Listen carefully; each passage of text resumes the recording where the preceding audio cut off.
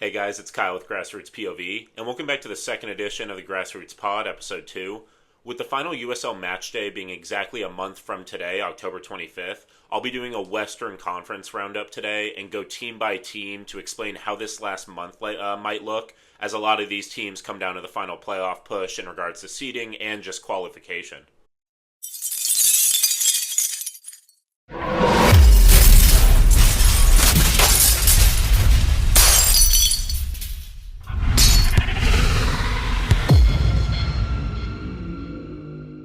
Also, just a disclaimer, you'll see me in a different outfit in some of these videos from my Orange County SC jersey. That's because I recorded the bulk of this podcast yesterday before the Colorado Springs Switchbacks versus New Mexico United match. New Mexico United won 2-1 on the road in Colorado Springs. So that kind of jumbled up some of the standings and wanted to re-record a few to accurately reflect what it is today. There's really not much detail to go into on FC Tulsa other than they're a damn good team. I've covered their run of form on my Instagram. I'll have that linked below, that little mini post. They basically just rattled off two separate month-long unbeaten streaks, mainly throughout June and then also in August, with a little break in the middle, but they were still getting draws, really keeping up the form. The craziest stat to me is that they've lost one league game since May 3rd, which is wild, no matter what league you're talking about, for that long of a time. They're doing it in an interesting way, too. They've scored the second most goals in the league despite being near the bottom in possession, utilizing a lot of set pieces and crosses, which in the past, and I think into the future, has shown to be very vital in terms of making long playoff runs. You have to have that element to get not necessarily dissing it, but cheap goals, ones that don't necessarily require a ton of build-up or a ton of trial and error. So I think this team is really legit as a front runner to come out of the West in the playoffs and could honestly be considered the favorites in the whole league. I think a lot of people would tell you that the Eastern Conference might have more depth, and I wouldn't necessarily disagree, but I do think that FC Tulsa is just a different animal. And then sitting 6 points behind Tulsa is Sacramento Republic, a regular contender in the USL. I'd be dumb not to mention that they're also in the final of the Jägermeister Cup, a match I'll actually be attending next weekend. But the next two league matches should really solidify Sacramento Republic's 2 seed with some good results. They face two beatable, again, I'm saying it as I'm wearing a jersey, but just they're lower in the table. They've been having an inconsistent year in Orange County SC and Monterey Bay FC, which have definitely had a tougher go of it as of late. Prior to three of their last 4 matches are against Eastern Conference competition. Again, one could say that it might be higher competition, but you also then don't have those same teams in such tight standings. Then with losses, they then gain 3 points. So it's a little less consequential. Still, nonetheless, matches they're going to want to win. But league aside, I am really excited to see this team for the first time since, I believe it was 3 or 4 years ago when they played LA Galaxy. I'm from Los Angeles. At Dignity Health Sports Park, and they actually beat the Galaxy in US Open Cup. So again, really excited to see this team play for some silverware before they get into that real tough playoff push.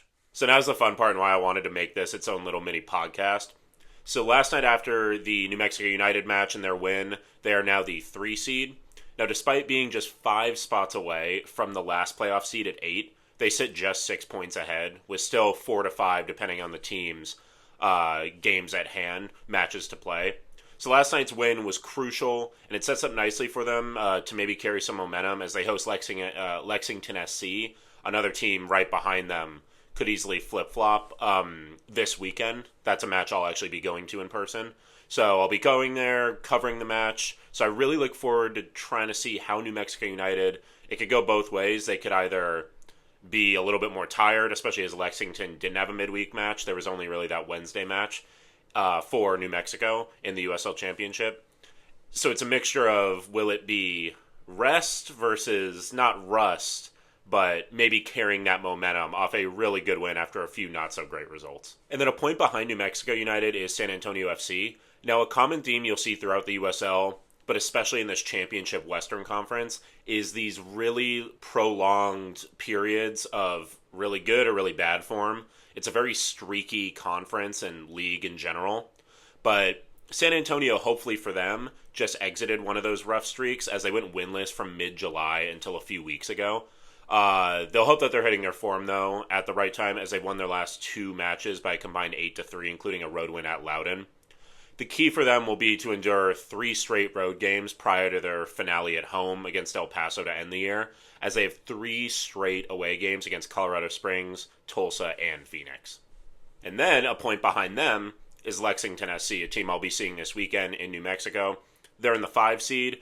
They actually have a negative goal differential at -3, a theme you'll kind of see throughout a lot of these later playoff seeds in the West, really of whether it's to the top of the division or to the Eastern Conference, have some real blowout losses that can create some real crooked goal differentials that could really play a factor down the line. It's a really well put together team, in my opinion, in Lexington, as so many of the stats and goal contributions are evenly spread throughout the team. But their talisman, Forster Ajago, pretty sure it's Ajago, don't sue me if that's the wrong pronunciation, I apologize, is on loan from MLS side Real Salt Lake. He has 6 goals in league play, but the kicker is that he has 3 in his last 3 matches.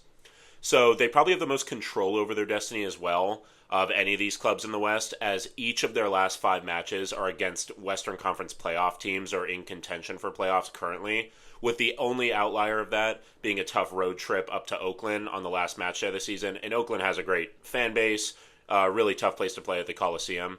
So a really tough road down the stretch, but if they can put together some good performances, they could really control their own destiny and really either make a push towards the top or completely fall out of the standings altogether. And then 3 points behind Lexington is El Paso Locomotive in the 6th seed.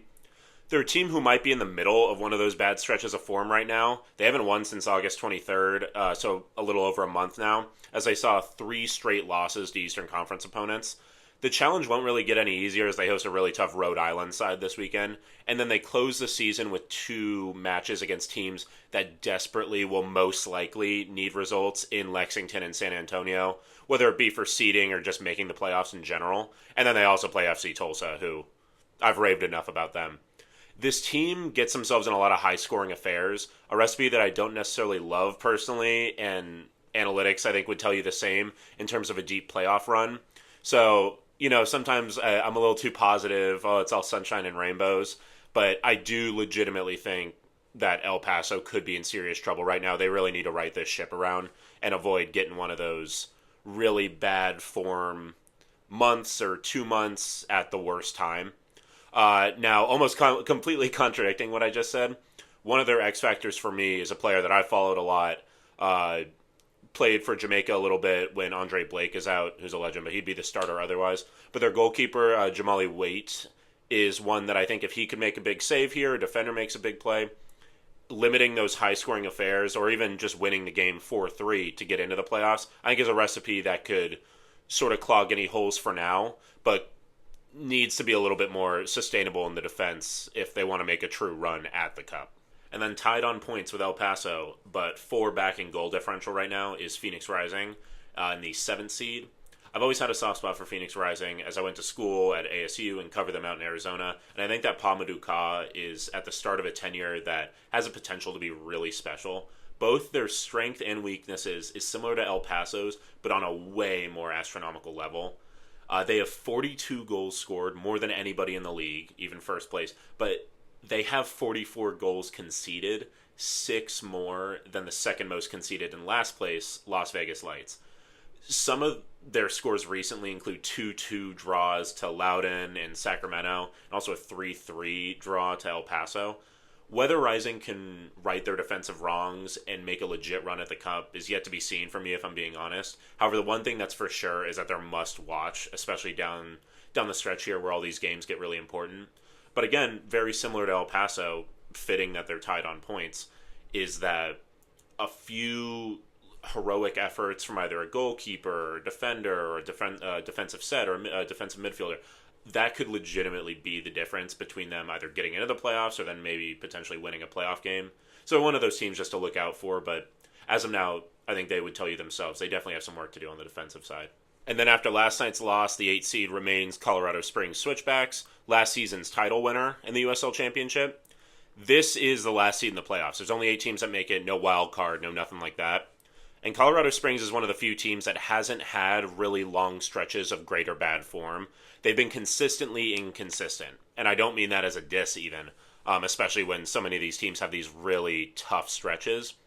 As of late, they beat a red-hot Tulsa side, and then a struggling Monterey Bay side, before then a 3-3 draw against a really a really tough go of it right now for the Tampa Bay Rowdies, and a 2-0 loss at home to Sacramento.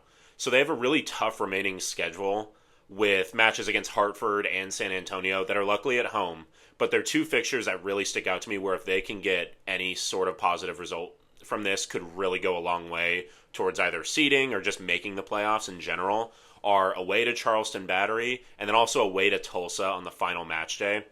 There's a chance that Tulsa could be resting some of their players if they have that one seed fully locked up, which I expect them to, unless Sacramento, even with their cup run right now, has a really good few weeks and Tulsa really collapses. But I have a feeling Tulsa, unless they really want to carry momentum like that, will most likely be resting a few guys and getting ready for their home game as the one seed. So that match could really be vital in terms of them just getting into the playoffs. So that's one to look for down the line and watch their form the next few weeks because they have a really tough schedule. Now, for now, the first team out as the 9 seed is the team of the jersey I'm wearing. You see it's their whole, they got the layout of the county and city, is Orange County SC. So after a strong middle section of the season, OCSC have dropped off in form since mid-August, having gone winless in the span. Some of the results have been hopeful, including a narrow loss to Tulsa. I feel like I've been saying that a lot.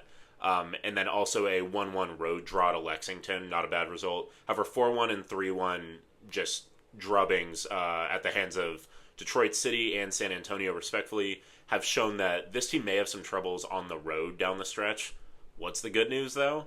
They only have 2 of their last 6 matches on the road in the regular season to close it out, and we'll look for a little bit of that Orange County magic at home at the Great Park. One of the quirkier stadiums. Covered a game there for the UPSL early in the year, but haven't been out there for a USL game yet, so I do have to make it out there, but they have great fan support, and I think that they have a chance to really make a run here and use that home field advantage to their benefit. So now we're kind of heading down those cellar stairs and approaching the basement with these bottom 3 teams in the West. So starting with the 10 seed Oakland Roots. Now I wrote a piece earlier in the year on the blog, you can check that out, grassrootspov.com, about how I didn't really understand the hiring of manager Benny Feilhaber, legendary player, love him in that sense. Just didn't really get it as a coaching hiring, and while they haven't really done much to prove me wrong, certain results they've gotten throughout the year halt me from really doing a full victory lap on that take quite yet. While I'm saying these teams are in the basement, it's funny because they still have real chances to turn around their seasons. As like Roots, for example, they're a point up on the bottom 2. They sit just 5 points off the 8 seed in Colorado Springs as of now. And part of the reason I'm so hyped to see their match against Phoenix this weekend, they're playing Phoenix on Saturday, is because those are the exact teams that Oakland Roots need to be beating. It's those teams that are in the, those away game spots, so the 5 through 8 seeds. And Phoenix is right around that area, and those are the exact games where they need to be getting these 6-point swings, getting 3 for them, and halting them at nothing as opposed to them getting 3. So, again, I might be a little biased because I'm going to the game, but I really think that this is a make-or-break game for Oakland Roots, and they at the very least need a draw. Tied for last place, but up on head-to-head tiebreaker is Las Vegas Lights, a team with by far the worst goal differential in the West at -23. Monterey Bay, the technical last-place team, have -12, but Las Vegas Lights own. In the USL, the first tiebreaker, unlike a lot of other leagues in Europe and stuff, is that head-to-head.